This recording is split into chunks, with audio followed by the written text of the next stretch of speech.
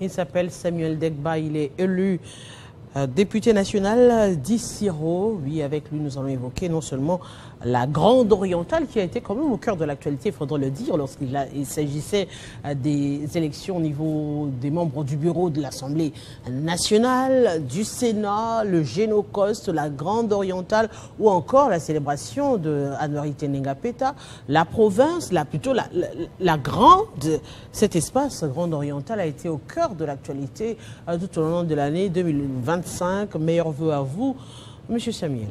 Merci, meilleurs vœux à vous, Madame journaliste. Merci également. Alors, on va ouvrir justement avec la Grande Orientale. Que représente la Grande Orientale aujourd'hui?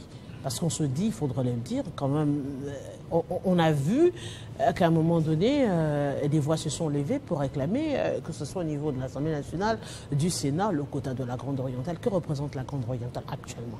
Oui, bien sûr, la Grande Orientale, c'est l'espace où, si nous regardons bien sur le plan électoral, représente pas mal d'élus nationaux. C'est quand même un poids politique considérable et non négligeable sur le plan des enjeux au niveau de Kinshasa. Donc aujourd'hui, nous sommes satisfaits. C'est notre remerciement au chef de l'État qui a pu prêter oreille aux cris d'alarme de fils de la Grande Orientale, avec la récompense que nous avons eue. Je crois quand même que c'est quelque chose à féliciter au chef de l'État. Donc, nous avons eu des portefeuilles et toutes les petites provinces sont représentées au sein du gouvernement souminois. Donc, l'espace Grande Orientale, nous savons que ce n'est pas encore fini, mais déjà, à l'allure où vont les choses, nous estimons que prochaine fois, les chefs de l'État pourront encore passer mieux à la Grande Orientale, qui mérite aussi, bien évidemment. Aujourd'hui, on va revenir avec l'autorité morale de votre parti, qui est élu gouverneur du Haut-Touélé. Aujourd'hui, quel est le bilan au cours de cette année après son élection? Quel est l'élan impulsé aujourd'hui? Merci, c'est une très bonne question d'ailleurs qui me donne le temps de pouvoir exprimer ce que fait le gouverneur Jean Bakomito. Je suis passé ici il y a de cela 6 à 7 mois, 8 mois d'ailleurs, c'était au mois de mars. Je disais que nous avons de grandes choses pour la province du Haut-Touélé.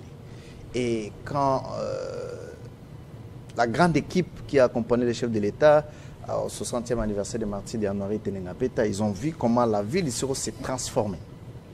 C'est pour dire qu'il faut louer de bonnes choses, il faut féliciter, encourager de bonnes choses. Déjà, quand vous atterrissez à Issiro, quand vous prenez la route, la voie aérienne, vous atterrissez à Issiro, vous sentez déjà au niveau de l'aéroport, déjà vous sentez qu'il y a une transformation, une ville en transformation.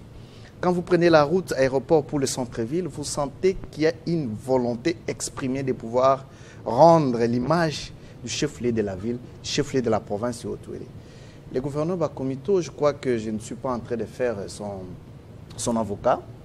C'est quand même quelqu'un de bonne volonté pour transformer la province. Aujourd'hui, toutes les routes, au moins toutes les routes, Issiro Wamba Nyanya, Issiro Wacha, Issiro Dungu Faradje, toutes ces routes sont en train d'être reconstruites. Parce que toutes ces routes étaient vraiment coupées. Et quelle est la particularité quand même de cette province, le Haut-Touélé?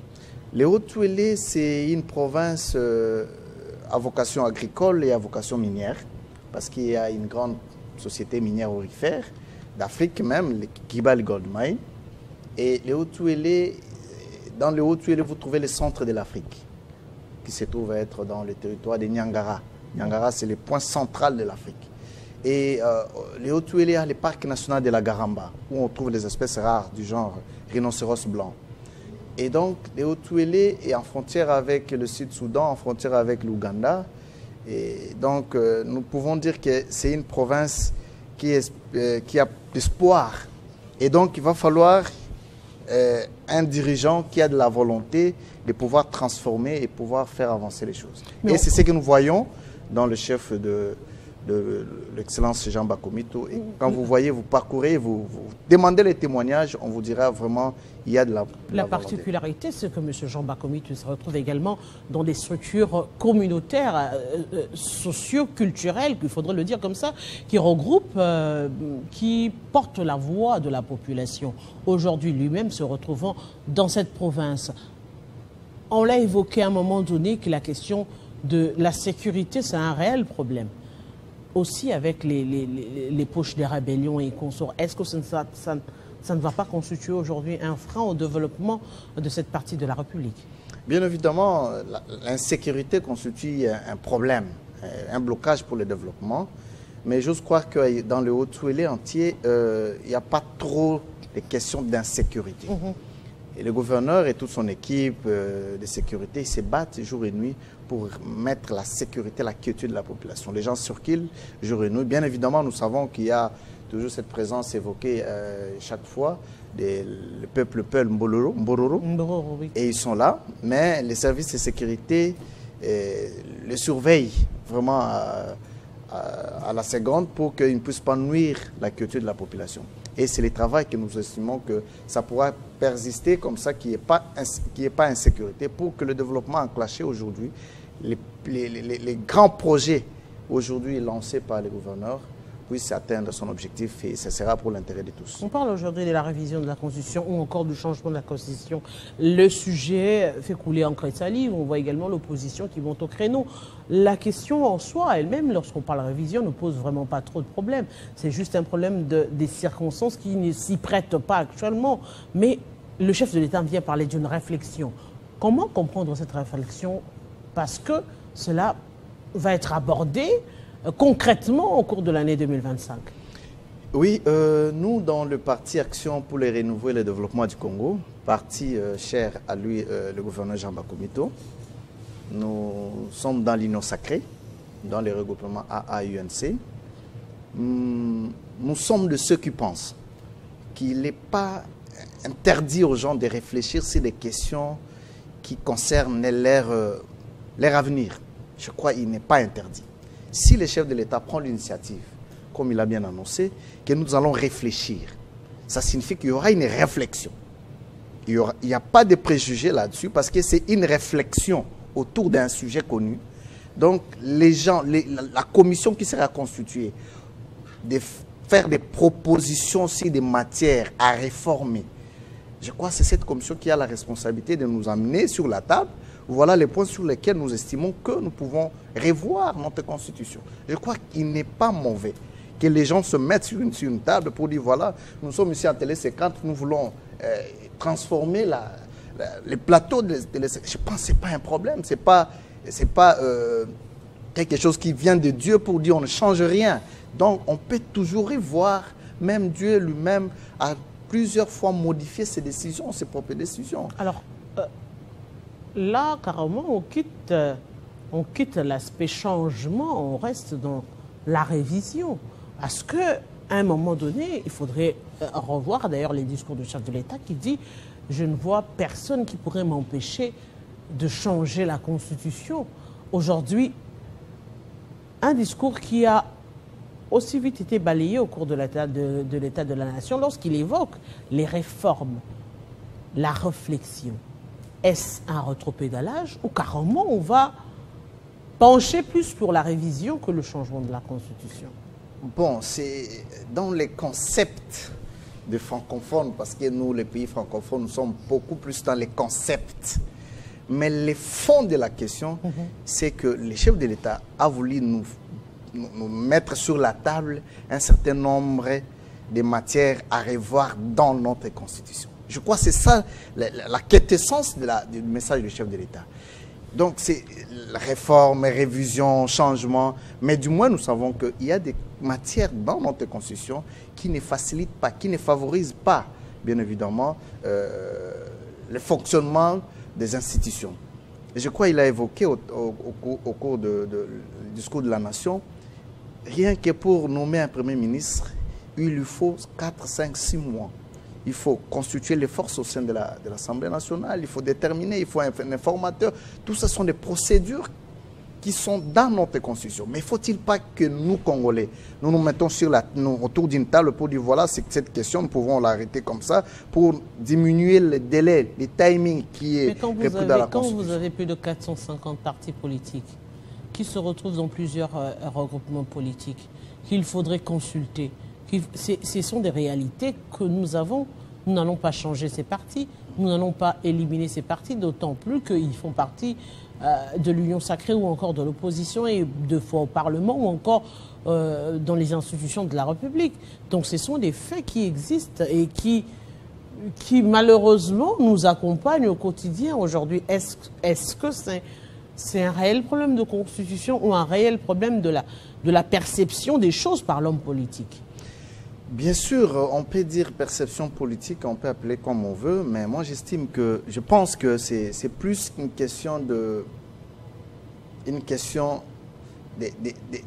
des éléments, des dispositions constitutionnelles qui fait fonctionner différentes matières dans la gestion de notre pays. Parce que la Constitution, c'est la loi mère. C'est la Constitution qui détermine toutes les autres lois. Donc il faut commencer par là pour qu'on arrive tant soit peu, à modifier certaines choses. Vous voyez même dans la loi électorale, il y avait plusieurs partis, mais dans la loi électorale, on a essayé d'amener les regroupements. On a amené les partis à se regrouper.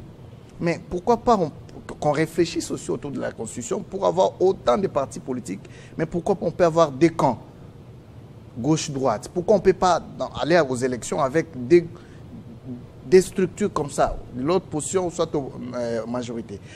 On peut réfléchir. Donc, c'est une question, moi, j'ai dit, c'est encore prématuré de pouvoir donner trop de préjugés. Je crois la commission que le chef de l'État mettra sur pied pour que ces experts en matière de constitution, les experts politiques, les consultants dans ces domaines-là pourront bien nous déterminer quelles sont les matières qu'on peut revoir pour que ça permette à notre pays de pouvoir avancer tranquillement. Est-ce que ce n'est pas le multipartisme qui, au fait, est le vrai et réel problème aujourd'hui avec la question de la démocratie? Parce que tout le monde aujourd'hui veut avoir son parti politique. Et qui plus est, avec plusieurs partis politiques, les intérêts, chacun a sa vision, chacun voit ses intérêts, et il n'y a pas une ligne droite bien précise à laquelle tout le monde pourrait passer aujourd'hui. Chacun a sa vision, chacun vient changer ce qu'il veut. Aujourd'hui, on voit même, par exemple, qu'au sein de l'Union sacrée, lorsque les uns ou les autres ne se retrouvent pas, ils ont du mal à accompagner également, bien qu'ils soient dans l'Union sacrée. Voilà, justement, c'est ça, c'est ça. Quand des réflexions de ce genre sortent de nous-mêmes Congolais, je ne vois aucun mal qu'on se mette sur la table. Vous évoquez des questions ici, moi aussi je peux donner mes arguments pour dire voilà, c'est peut-être la raison de plusieurs partis politiques qui fait qu'on ait ça comme problème. Peut-être, mais si c'est ça le problème, comment devons-nous résoudre cette question? Et donc pour bien résoudre la question, il faut monter par le sommet. Le sommet, c'est la Constitution.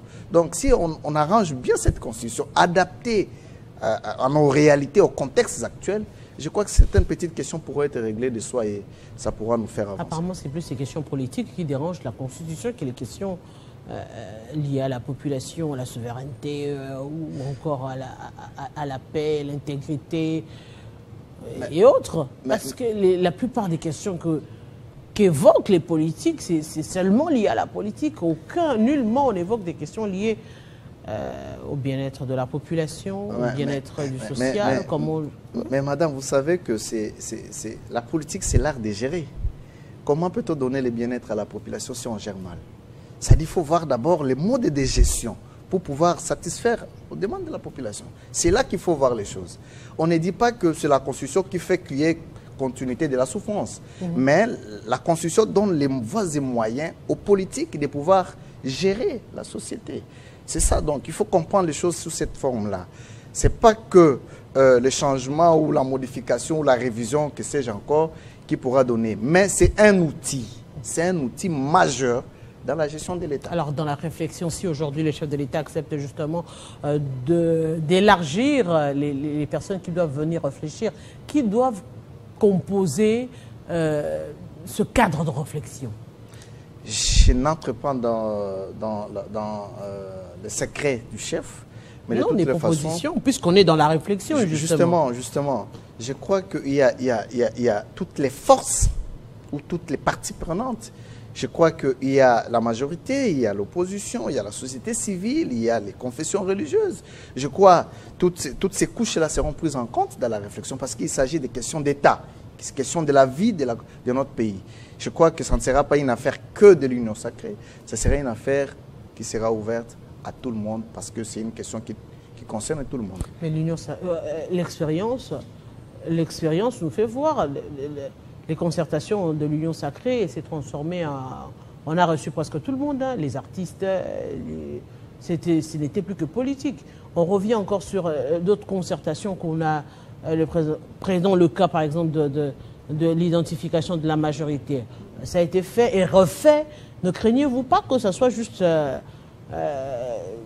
pour la visibilité et non un débat de fond, vraiment, comme on a eu à le voir, par exemple, du temps de la conférence nationale souveraine, des réflexions, des cadres, des réflexions, on se dit réellement, on est en train de parler nation et non intérêt politique. Je crois bien que ce soit artiste, que ce soit comédien, que ce soit athlète, que ce soit acteur politique, que ce soit enseignant, que ce soit vendeur, vendeuse, entrepreneur, je crois que tous sont Congolais, pour ceux qui sont Congolais.